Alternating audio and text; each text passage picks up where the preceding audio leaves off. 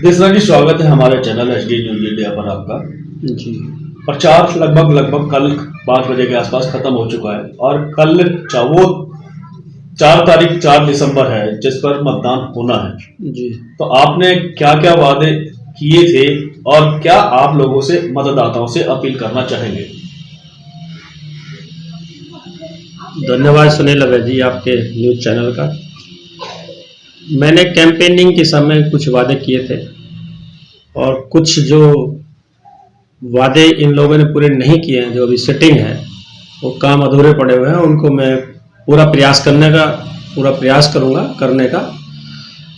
जनता से मैं अपील करना चाहता हूं, एक शिक्षित, ईमानदार और सोशल वर्कर के नाते वो मुझे हाथी के चुनाव चिन्ह पर वोट देकर विजयी बनाए और उनकी जो समस्याएं हैं वो मेरी नॉलेज में, उनको मैं पढ़ देता हूं आपके सामने। और मैं सब समाज के लोगों से अपील करना चाहता हूं हरिनगर वार्ड पे कि सब समाज के लोग मुझे वोट करें, मुझे विजयी बनाए। जो क्षेत्र की समस्या हैं उनको मैंने पैम्पलेट के माध्यम से लोगों तक पहुंचाने का काम भी किया है।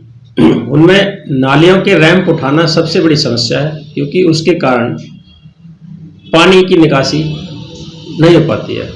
दूसरा, आवारा पशुओं से निजात दिलाना मेरी प्राथमिकता में है।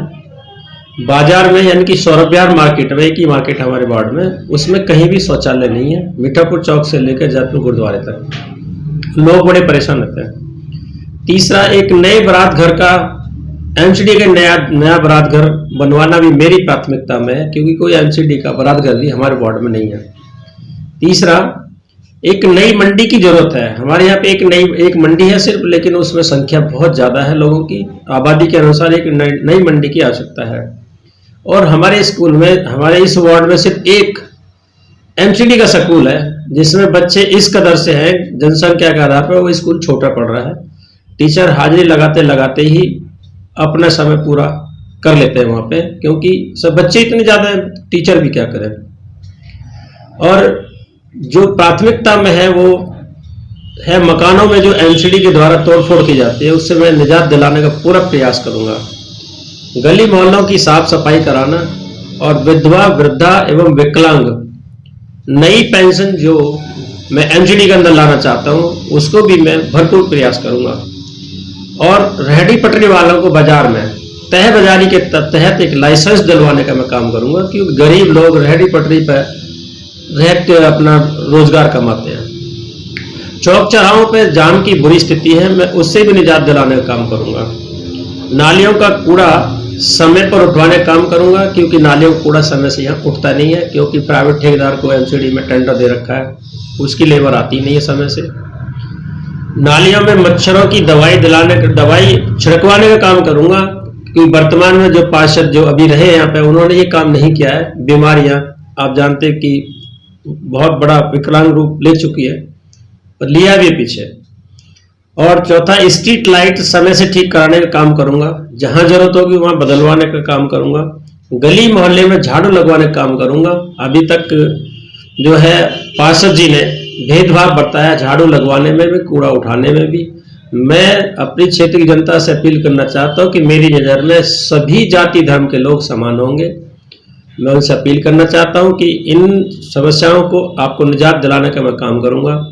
आप मुझे वोट देकर विजयी बनाएं, समय से जाएं अपने पोलिंग सेंटर पर, वहां जाकर के आप अपना सबसे पहले वोट करने का काम करें। विशेष अपील मेरी यही है। और अपने एक ईमानदार और शिक्षित और अनुभवी व्यक्ति को आप चुने, जिसमें मैं आपसे फिर अपील करता हूं। मैं देशराज सिंह, बहुजन समाज पार्टी का प्रत्याशी हूं, वार्ड नंबर 183 हरिनगर से। और मेरी जैसी कैंपेनिंग किसी ने यहाँ की नहीं है। मैं किसी बीमार व्यक्ति को मतलब कठिन परिस्थितियों में देखना नहीं चाहता था। जो लोगों ने रोड प्रदर्शन किए हैं और चौक चौराहों को जाम करने का काम किया है, हजार की तादाद में लोगों को लेके लिए उन लोगों ने जो रोड शो किए हैं, ये सब मेरी पसंद नहीं थी। मैं चाहता था कि मैं वोटर तक जाऊं, और मैं डोर टू डोर वोटर तक गया हूं। वोटर मेरा बड़ा खुश है कि अभी ऐसा प्रत्याशी पहली बार आया कि जिसने ना तो कोई रोड शो किया है ना ही कोई रैली की है, ना ही कोई जनसभा की है। ये प्रत्याशी ज़्यादा बेहतर है, लोगों में इस बात की चर्चा भी है। और मैं विशेषकर अपील करना चाहता हूँ कि मेरे क्षेत्र की जनता जातिवाद और क्षेत्रवाद पर ना जाए, क्योंकि जातिवाद और क्षेत्रवाद जो है वो हमारे विकास में सबसे बड़ा रोड़ा है। तो मैं आप क्षेत्रवासियों का धन्यवाद करता हूँ। मेरी अपील को आप स्वीकार करेंगे। धन्यवाद।